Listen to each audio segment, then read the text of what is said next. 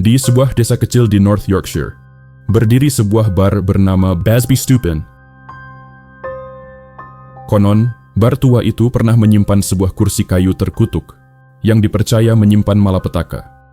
Kutukan itu berbunyi, "Siapapun yang berani duduk di atas kursi tersebut, maka ajalnya akan segera tiba." Mereka menyebutnya kursi Basby. Namun, benarkah sebuah kursi bisa merenggut nyawa manusia? Atau kutukan itu sejatinya hanya dongeng belaka?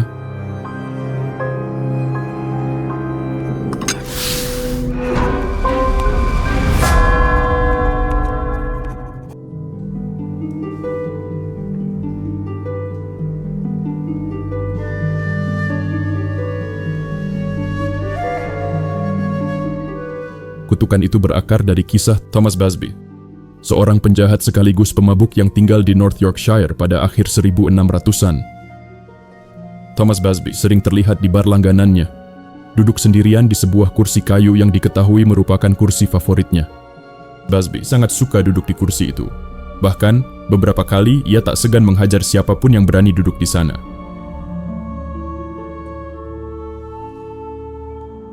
Hingga suatu malam di tahun 1702, ia mendapati seseorang yang sangat dibencinya duduk di kursi itu. Orang itu adalah ayah mertuanya sendiri, Anthony Auty. Rumor menyebutkan, hubungan keduanya memang tak terlalu baik. Mereka sering terlibat cekcok. Alhasil, pertengkaran hebat pun tak terelakkan. Dan dalam keadaan mabuk, Basby nekat menghabisi nyawa sang mertua tanpa ampun. Ia bahkan tega menyeret jasad mertuanya ke dalam hutan dan membuangnya di sana. Atas perbuatan kejinya, Thomas Basby pun ditangkap, diadili, dan dijatuhi hukuman gantung. Namun sebelum eksekusi dilakukan, para petugas memberikan Basby satu permintaan terakhir. Sederhana. Basby hanya minta menikmati bir di bar langganannya, tepat di kursi favoritnya. Namun, setelah tegukan terakhir yang menandakan jika botol birnya telah kosong, Basby tiba-tiba berteriak dan mengagetkan seluruh pengunjung bar. "Kematian akan menimpa siapapun yang berani duduk di kursi ini." Sebuah seruan yang terdengar seperti kutukan.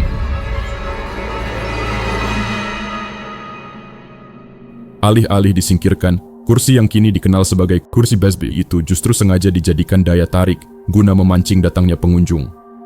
Pemilik bar sekaligus penginapan itu bahkan memindahkan kursi Basby ke ruangan khusus, menjadikan benda terkutuk itu sebagai pusat cerita mistis, bahkan mengganti nama bar miliknya menjadi Basby Stupin. Dan dari sinilah, teror kematian kursi Basby mulai melegenda.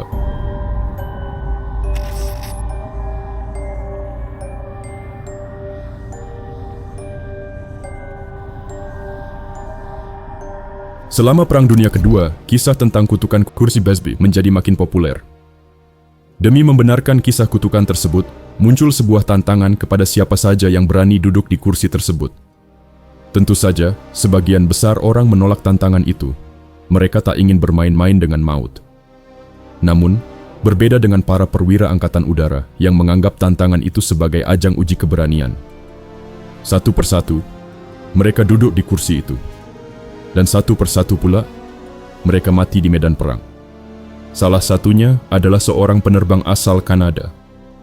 Malam sebelumnya, ia duduk di kursi Basby sambil tertawa, penuh percaya diri, seakan menantang maut. Nahas. Keesokan harinya, ia tewas dalam misi pengeboman di Eropa. Waktu terus berjalan. Korban-korban pun terus berjatuhan. Salah satunya terjadi di tahun 1984. Kala itu, seorang pembersih cerobong asap yang tidak tahu menahu soal kutukan kursi Basby turun dari atap dan beristirahat di kursi itu. Beberapa menit setelah kembali bekerja, laki-laki malang itu terperosok ke dalam cerobong asap hingga mematahkan lehernya sendiri. Orang-orang percaya itu bukan sekadar kecelakaan, melainkan kutukan kursi Basby yang masih berlaku, bahkan hingga beberapa dekade setelahnya. Banyaknya kematian yang dikaitkan dengan kursi Basby membuat Tony Earnshaw, pewaris Basby Stupin pada tahun 1970-an, memutuskan untuk menaruh kursi itu di basement. Dia menyembunyikan kursi itu. dan melarang siapapun untuk masuk ke basement, apalagi sengaja duduk di kursi Busby. Ajaibnya, upaya itu membuahkan hasil positif.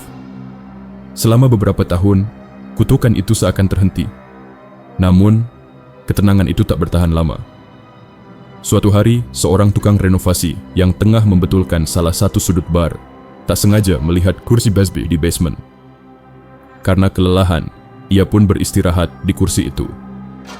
Nahas, sore itu juga, ajal menjemputnya. Seorang sopir truk yang ditugaskan mengantar barang ke basement Busby Stupid pun tak luput dari kutukan tersebut. Ia yang juga tak tahu menahu soal kutukan itu, tanpa sengaja duduk di kursi tersebut. Malang tak dapat dicegah, tak lama setelah melanjutkan perjalanan, sopir itu mengalami kecelakaan mobil dan tewas beberapa jam kemudian. Kutukan yang telah lama tidur dalam kegelapan itu seakan bangkit kembali dan mencari nyawa baru untuk dihabisi.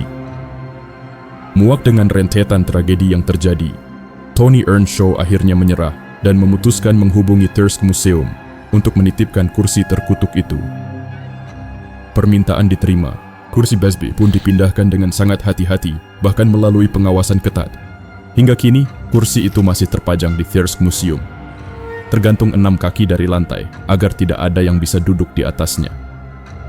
Bahkan, sebuah peringatan juga dipasang di dekat kursi tersebut agar tak ada pengunjung yang menyentuhnya demi menghindari berlanjutnya kutukan.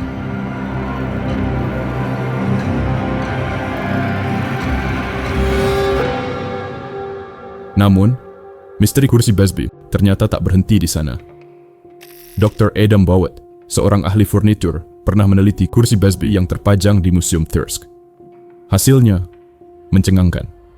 Dari struktur kayu yang digunakan, ia menyimpulkan bahwa kursi itu baru dibuat sekitar tahun 1840, 138 tahun setelah Thomas Busby dieksekusi. Jika benar begitu, lalu kursi yang kini digantung di museum sebenarnya kursi siapa? Dan di mana kursi asli yang pernah diduduki Busby saat melontarkan kutukannya?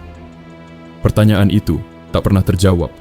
Entah nyata atau sekadar mitos, kutukan itu telah meninggalkan jejak kematian yang tak bisa dipungkiri. Mungkinkah kursi Busby yang asli tersembunyi di suatu tempat? Atau justru masih berada di luar sana dan menunggu korban barunya tanpa pernah dikenali? Bagaimana menurutmu? Tulis pendapatmu di kolom komentar dan subscribe untuk kisah-kisah misteri berikutnya.